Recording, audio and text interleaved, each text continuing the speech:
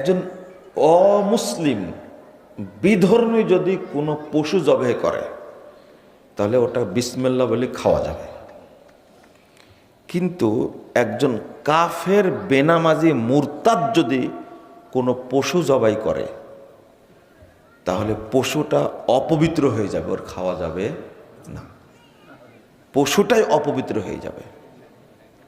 কথা কি বুঝতে পারছেন? মুরগি জবাই করে দিলে একজন বেনামাজি, খাওয়া যাবে না, এটা মানে ওই পশুটা কি হয়ে গেছে? অপবিত্র হয়ে গেছে, খাওয়া যাবে না।